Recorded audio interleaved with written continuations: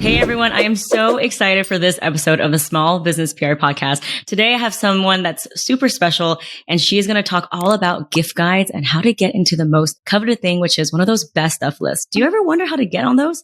So that this episode, we're going to go in and we're going to ask all the questions about how to get into a gift guide. But first, I'd love to introduce our guest, Margaux Lushing. She is a freelance writer and travel startup founder who lives and breathes wellness and has written product roundup that includes gift guides and best of lists for all of the top tier outlets you've heard of: Forbes, Refinery, Well and Good, Brides, you name it. She's probably done it. So I'm so excited for her to share her expertise and so we can get the scoop on what it really takes to get into a gift guide. Thank you so much, Margaux, for being here. Thank you, Gloria. So tell me a little bit more about your experience. Like I see that you are a freelance writer. You've written about all of the different things. So can you introduce a little bit about kind of your writing and this kind of niche? Because I know that doing product roundups is a little bit different than maybe like a breaking news journalist, right? Sure.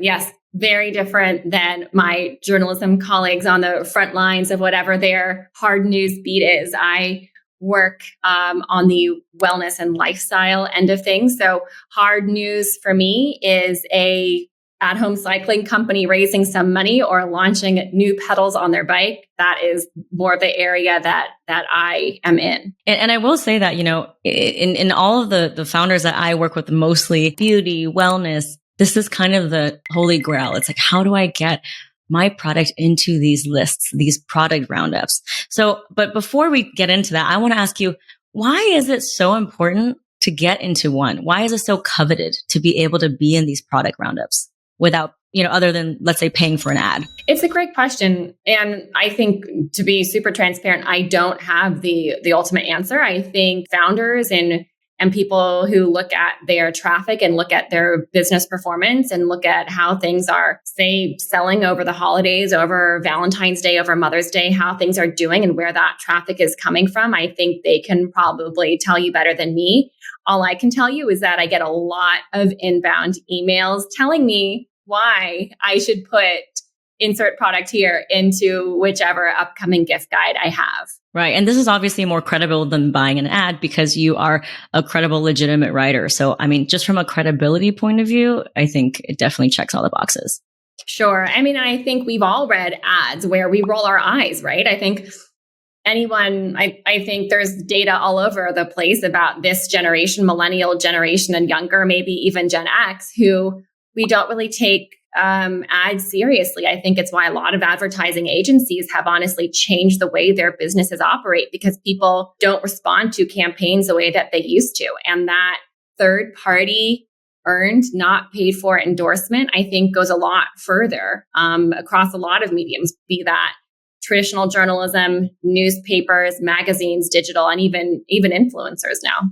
Amen. That's what I am all about here at Gloria Chow PR. So, tell me a little bit more about like gift guides versus like regular news or podcasts or something like that. Obviously, like it's different because it's kind of more of a list form, but is there anything founders should know about like pitching or the timeline or even from your point of view? Sure. I think it's a great question. And honestly, we could probably spend a whole hour just covering this specific question. There's many ways I can answer this. I think, in short, if we're thinking about the process and how, there's a founder at their inbox thinking, oh, shoot, we're launching this thing in 6 weeks. Okay, I've seen this writer on, we'll use Forbes as an example, just because it's in my head all the time. How do I get in touch with them? How do I try to pitch them for their upcoming guide, best of guide, gift guide?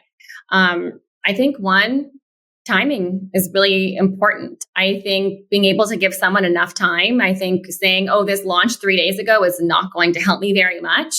I think also just making sure that it fits with what that reporter is writing about.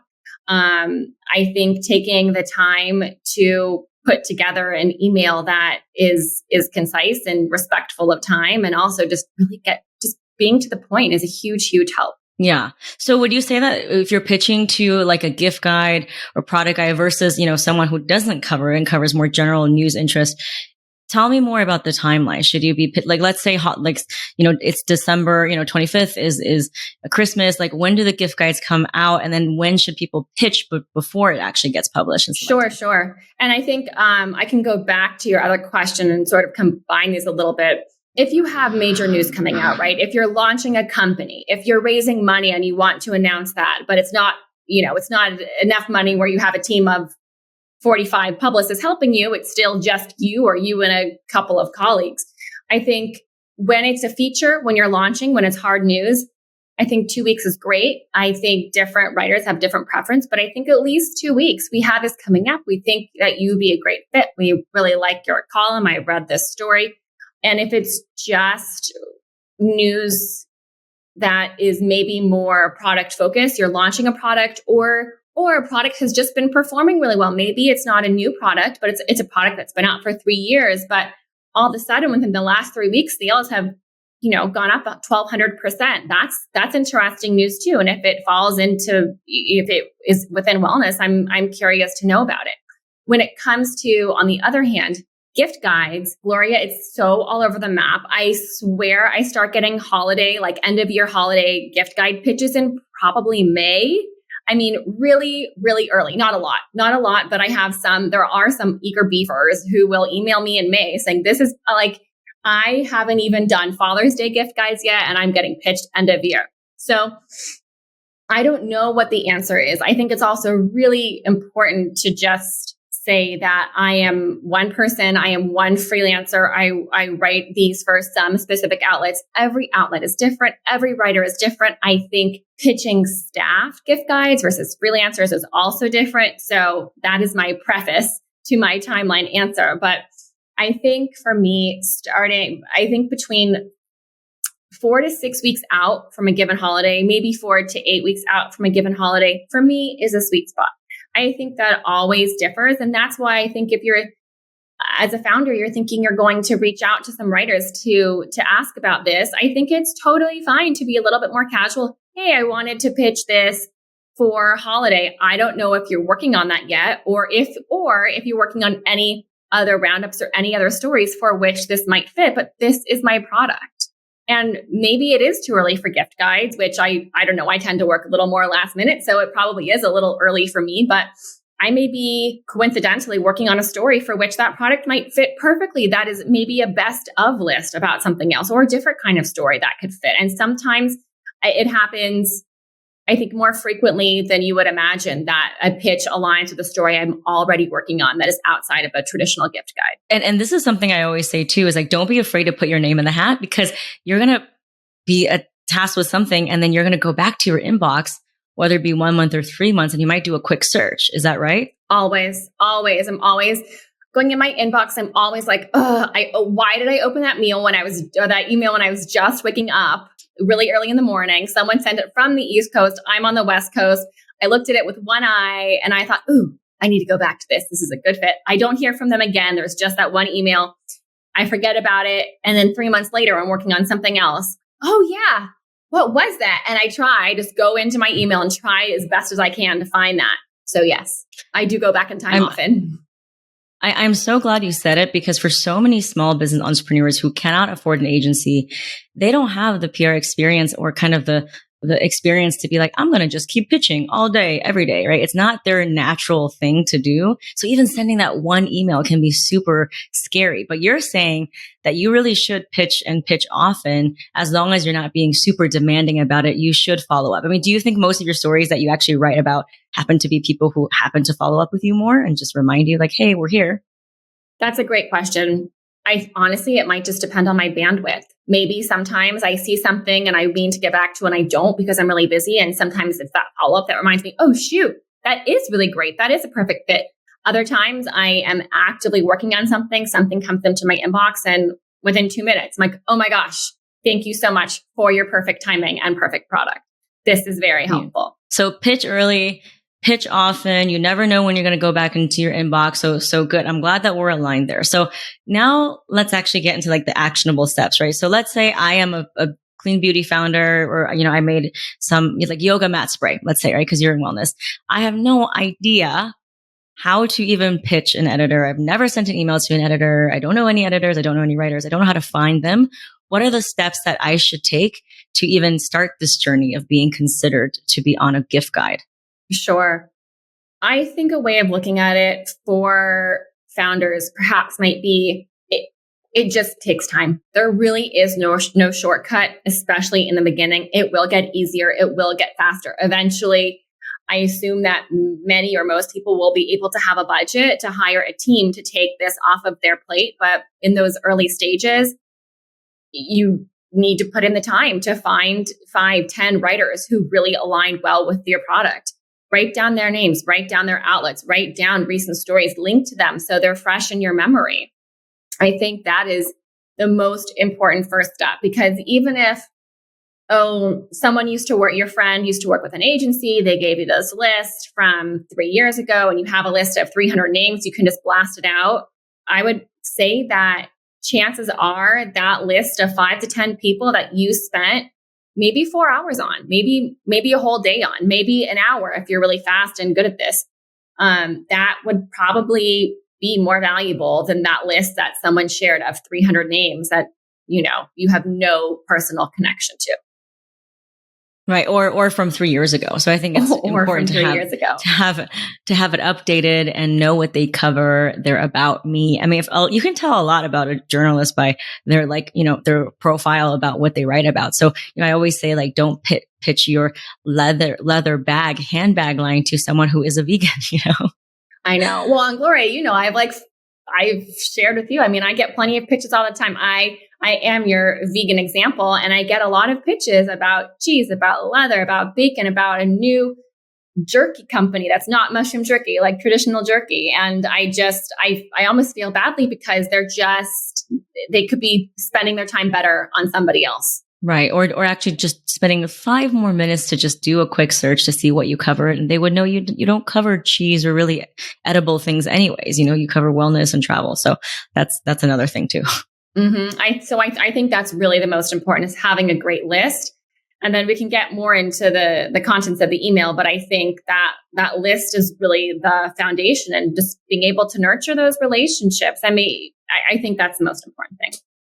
Yeah. And I always say it's a relationship. So, in my starter pack, I give them the tools, but I really want them to take a long-term view, because if you can actually build a relationship with someone, that is going to yield such higher dividends, right? And even if it's like 1 story or 3 stories, or maybe they'll introduce you to someone else, it keeps on giving.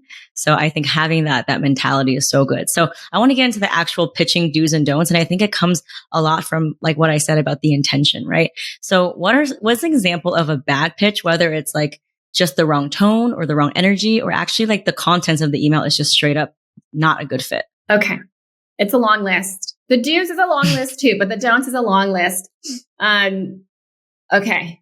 I know we have briefly talked about this before, so I'm going to try to remember as much as I can. But I'll start with things that I've just seen today in my inbox.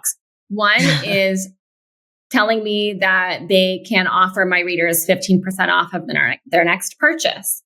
I think that is perhaps a good thing to share with a blogger, but as someone who writes for publications that are not blogs, I think that it just it's not something that is of interest, and it takes up time. And if that's toward the top of the email, then it's not helpful.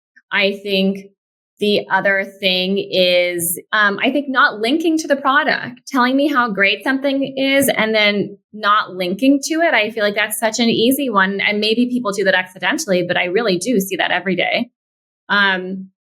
I think not taking the time to see who's the right person to be pitching, and pitching the leather jacket to the vegan. I think that's another one. Or pitching, I don't know, a new car part to someone who covers clean beauty. I think that's a big one. I think other don'ts are just copying and pasting a press release. If it's big enough news, if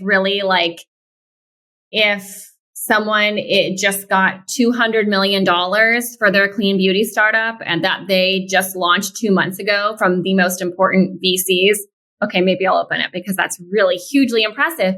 But if it's a small startup, I think it really needs to be tailored. It really helps to be tailored to that person. And I would say for the body of the email and the subject line too, I think a subject line that shows that you know who you're pitching and you know what that work looks like. Sometimes even people put my name in the subject line. I think that helps. So in terms of the gift guide subject line, what are some good examples of good gift guide subject lines and bad ones? Okay. So I think the short answer is going back to what we were talking about earlier. Anything that when I'm scrambling and I have like 3 days to put one together and I'm like, oops, I know I saw that email somewhere that seemed like a good one, and I'll put it in my email search for it to come up in the subject line. So anything that feels like I can easily search for in the subject line is great. Anything that is specific enough and isn't salesy. And if it's, a new clean beauty, I know that was the example you're using earlier, new talc-free clean beauty mineral powder that has SPF that comes in some beautifully packaged thing for holiday, be clear about what that is in a subject line.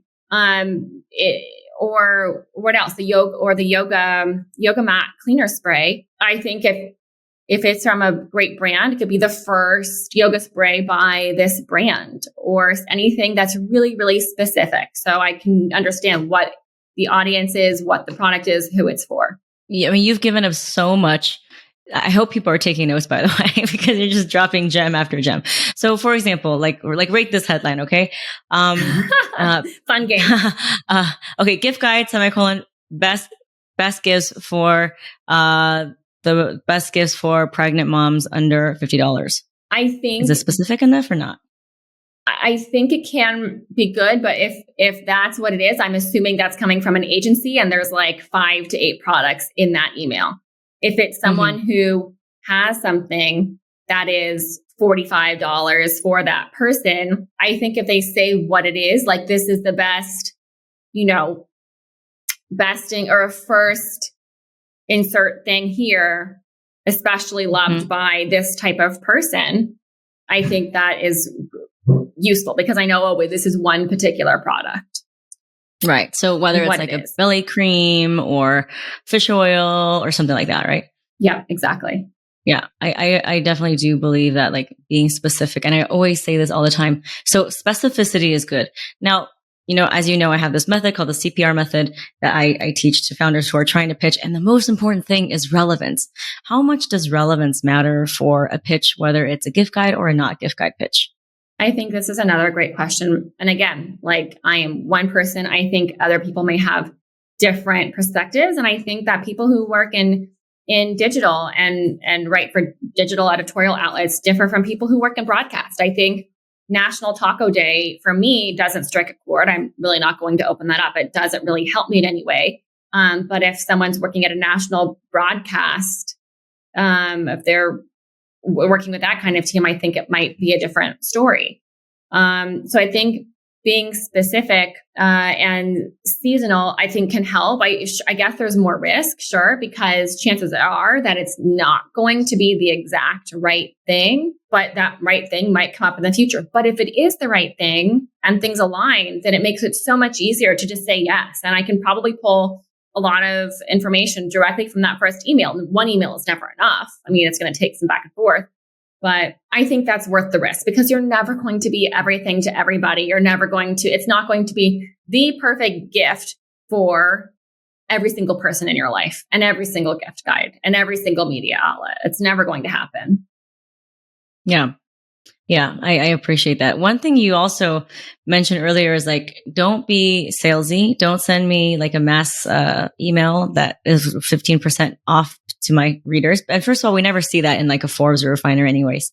So what do you have to say about like the tone of it? Like, what is the type of writing that makes it sound like they're demanding or dictating? And what like, I feel like it's kind of a balance, right? Because they are obviously talking about themselves and the product. So how can you strike a balance between being direct about, I want this to be featured, and then not dictating or demanding? I think the answer is really to just be a person. Like, I understand. I interview founders a lot. I work with a lot of founders. I email with a lot of founders. It's hard. You are stressed. You are deeply passionate about your product. I know they're talking to different types of audiences all the time. I would say it's somewhere in between talking to a new hire, an investor over a cup of coffee, and talking to their mom. You know what I mean? Like, be a person, be direct. It's probably not the first time I've heard this story.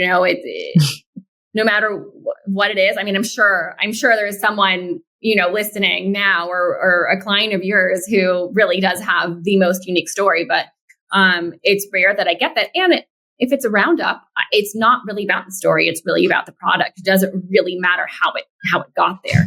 So yeah, just be human. And this can even, I really don't think I'm sure there is a limit to how vulnerable you should be in an email, but even if it's like, hey, I've read your Mother's Day stories. I've read your Father's Day stories. I saw that you covered sexiest sustainable gifts for Valentine's Day. I just launched a new, I don't know what it is, a vegan sustainable purse line.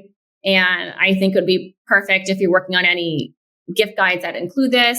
This is the first time I've ever written one of these emails. I don't know what you think.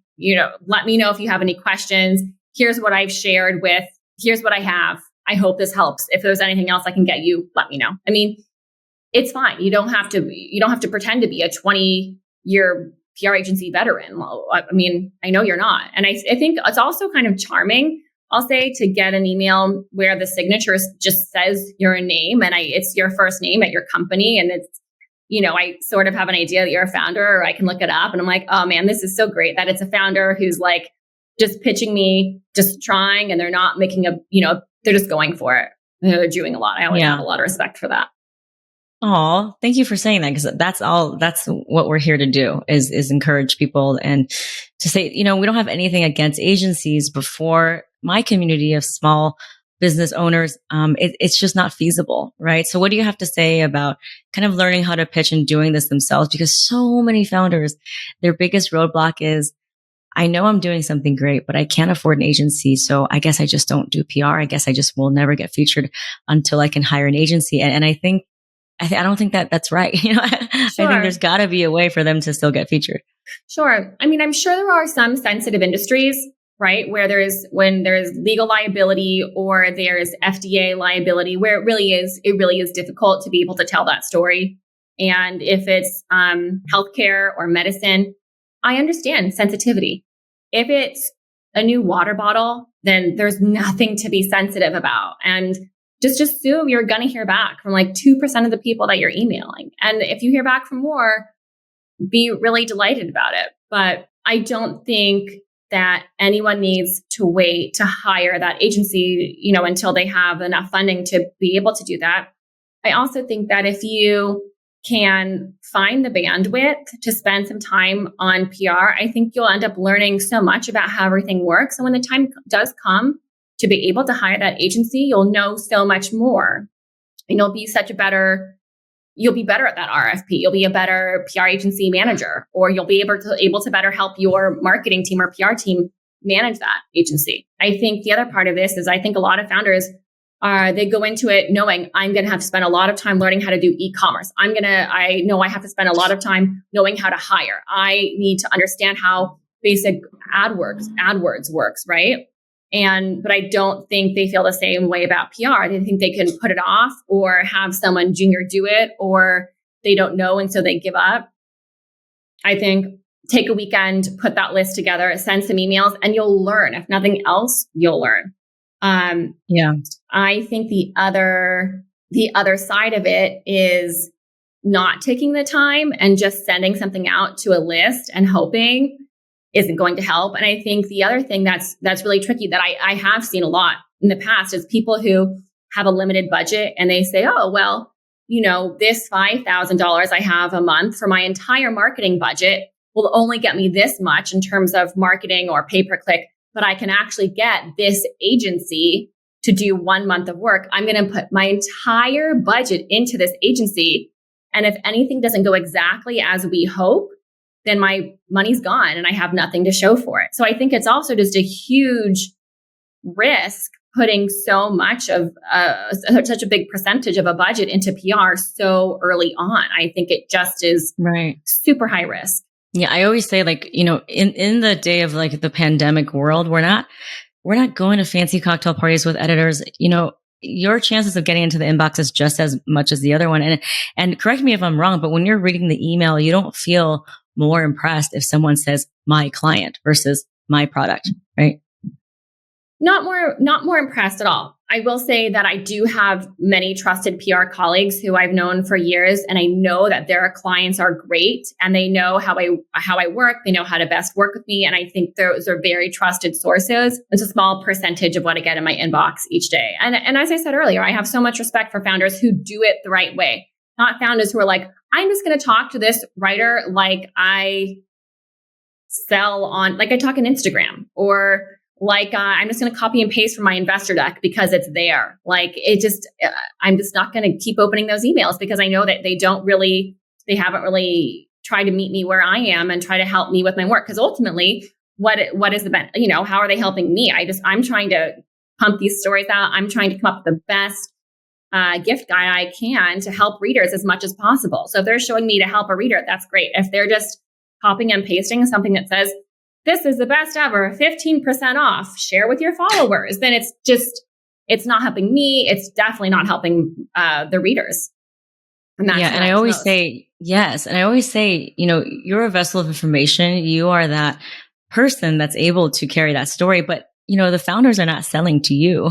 So they shouldn't have to convince you. It's, so I think a lot of times founders forget that like you're not actually selling to the journalist. And also that the email is just literally the point of a conversation. It starts a conversation. It's not going to be the full story. And a lot of times founders try to write the entire story in the pitch. Do you have something to say about that as well? Where they're like, this massive email. It just makes me feel bad. I get these emails where someone's written a whole story and they're like, hi, does this work for you? It's not. Maybe one day. So far, it has not worked. It has not worked for me. Yeah. But yes, it is about the readers. And I do think the other thing that you made me think of is I also am not new to wellness. So if someone's working on a wellness product and maybe they came from a completely different industry and they've been working in wellness for 18 months and I've been doing this for years and years, I also don't need at the beginning of an email a whole primer on why wellness matters now. I do know why wellness matters now. Yep. And you got to be more specific than that, right? And we keep coming back to specificity, and you got to differentiate your product or it wouldn't get written up, right? So like you always say, founders have this kind of narcissist syndrome where like we feel like what we're doing is the best, right? So for example, like if someone says, oh, this is like the cleanest supplement or whatever, like how can we kind of chip away at that and make it more specific in a way that the editor would be like, okay, this is not just some fluffy word. Yeah. This is hard because there are friends I have who are founders or friends who are trying to help a founder friend, and they're forwarding me an email saying, can you do anything with this? And the email does say, this is the best, this is the cleanest. And I sometimes in my weaker moments, I suppose I'll say, okay, but what makes it the cleanest? What data do you have to back that up? What makes it the best? What awards or data do you have to back it up? And it's sometimes it's not going to be putting your best foot forward if that's what you're leading with, because that's like, it takes up too much time. And there's other people who just are better. They get to the point and they tell me, oh, it's 47% of this pure grade this, and it's 37% of this, and this hasn't been done before. And this is the first time it's for sale in California, the first time it's for sale in the US. And I can get boom, boom, boom, those bullets out front. And I don't need to do as much digging. So I think at this point, I've become a little, it's just hard. I know where someone's coming from when they want to say that, and maybe it does work with some audiences and maybe it works on social, but I think specificity is really important. Yeah. And it shows that you've done the work too, right? If I'm pitching you something that's cleanest supplement, if I say this is the cleanest supplement, it's kind of much lazier approach than saying this is zero sugar made with superfood from Patagonia, things like that. So, Yes.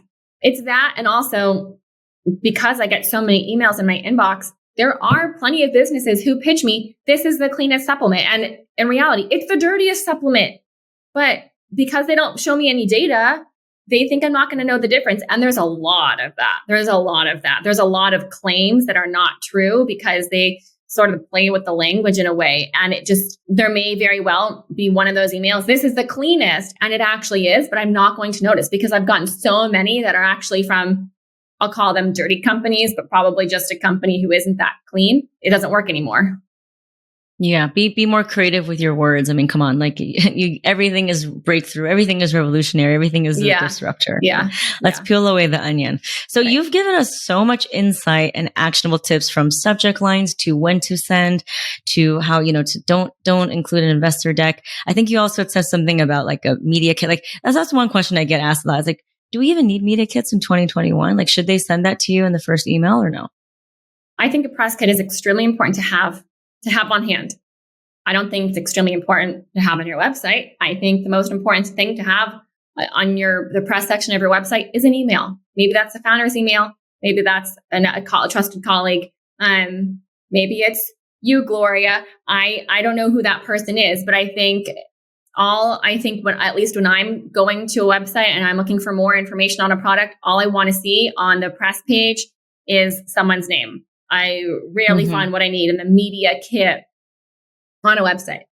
That said, having a press kit, which to me just means a Google folder where you have images of a variety of sizes, a variety of lifestyle and product shots and orientations. I mean, I always like to use horizontal, not vertical, for web. Having a press release on the launch of something is really, really important. Sometimes I do get pitches without a press release, and it just is so much harder to find the information because there isn't a location where everything I need is there, and then I can ask follow-up questions. I also think in a press kit, having a bio, like a real bio with real detailed information about the founders, about the team. Who's the co-founder? Who's this? Sometimes I feel like these titles are so confusing and co-founders are confusing. And this is a co-founder, but CMO and their CEO is actually, sometimes it gets very confusing. So just being very clear about that. And a company backgrounder is really helpful to have too. Sometimes it's not always clear. Oh, this company came from this other company. It's a spinoff, or it's under this umbrella, or this is the company, but this is only their first product. And this first product is launched under this other company name. Just being able to have that in one place where I can, in 2 minutes, get the total lay of the land is really helpful. Yeah, but don't attach it into email unless you ask for it, right? It's kind of the second step once you're interested. And it really doesn't ever have to be an attachment. It can just be a link to a Google Drive. Yeah. That's what I always say. Okay. So many things. Last time we talked, you also said something. So obviously don't send the coupon code. What about another pet peeve you have when people are like, oh, like share this with your followers? So should we be careful about saying followers versus readers? Yeah, I think it's just really important to remember the distinction between influencers and journalists. And thank you. Our jobs are very different. Our audiences are very different.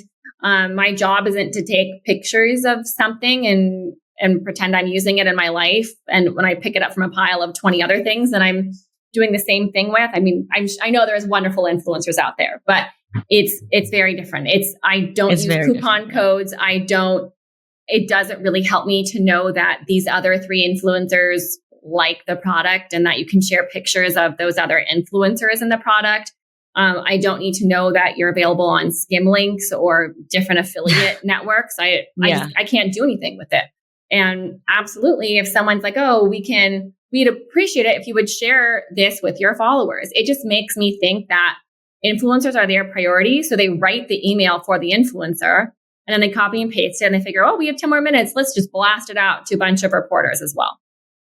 Yeah, no, it's definitely so different. And I think as social media becomes what it is, it's hard to get that line straight. But I think that's like the number one thing you need to do is like journalism is not dead, and there's legitimate journalism. And then there's like the bloggers who might be taking a commission or they might want some free merchandise. So that's, we definitely talked about that. And that brings me to my last question is people are like, okay, for gift guides, do I send samples? Do I not send samples? What if I don't have money to send samples? If you're not really confident that you can put together the best written information, I think it can be really helpful and helpful for a gift guide, sure.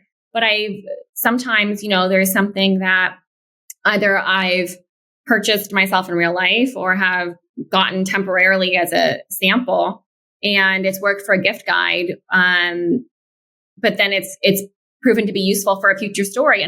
Or it's something that I maybe used for a gift guide and I kept using it after, and it ended up turning into a feature because it was something that I found so indispensable.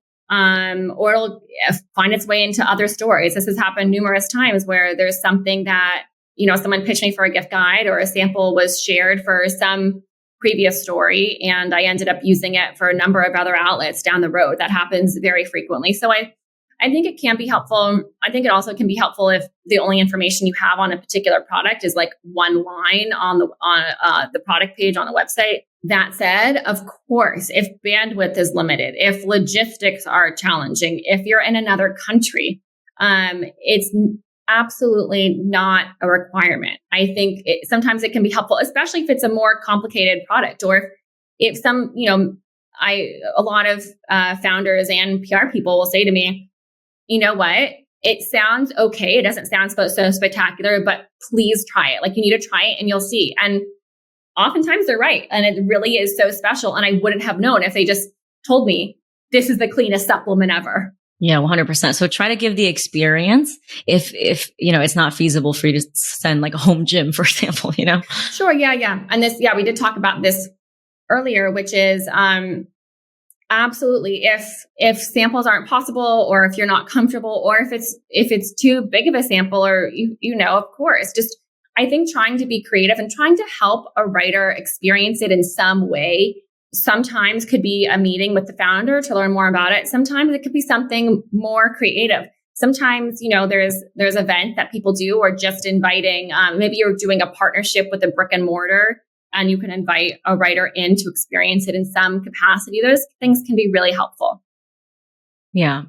Well, thank you so much for all the gems that you've dropped. And I guess, out of all my last questions, I guess this is the last one, is I always tell my founders to not be afraid to reach out and follow up on social media. If they have a really good pitch that's value driven, how do you feel about reaching out, not only on email, but also like on LinkedIn, for example? Okay. When you first mentioned that you recommend to clients that they reach out on LinkedIn, I was like, wow, I don't know of any other PR people who are telling their clients to do this, because LinkedIn, I think, is one of maybe the only area that I really just exclusively use for work. I don't really use it that often at all. So when somebody messages me on LinkedIn, I mean, when it's not a spam thing, I think it's so compelling. And whenever, I think I can say confidently, whenever it's been a wellness or travel or design, like somewhere within my area that I cover, whenever it's been a founder who's reached out to me directly on LinkedIn, I think I've always ended up having a conversation with them, because it just does not happen very frequently. And it's been a combination of just reaching out cold on there or following up, because they're like, hey, I'm sure your inbox is crazy. I just wanted to, share some info about this is, what we do over here at this company. Boom. There you go. That's how you do it, founders. Thank you so much, Margaux. How can people find you, and tell me a little bit more about your travel startup, how they can give you some visibility, show you some love? Let us know. Thanks, Gloria. Yeah. So you can see my work for Forbes. You can look my name up in Forbes there.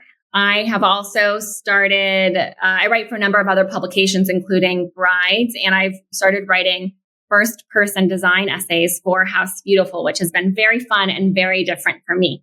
My work with Well and Away, where I work with hotels, to make healthy hotel rooms, is a whole nother subject, where I just try to help hotels help their guests be as healthy as possible. And anyone can email me about that stuff too. But thank you so much. This is so fun. I hope this was helpful. Thank you so much, Margaux. And for everyone that's listening, you spell your name Margaux. Yes. But don't feel too badly if you get it wrong. If you try to pitch me, it happens every day. Oh, thank you so much for your generosity. And thank you for being on the show. And I look forward to seeing what you build with Well and Away. And also, I'm going to be looking out for the products you pick for this year's gift guide. So let's see who makes the cut. Thank you.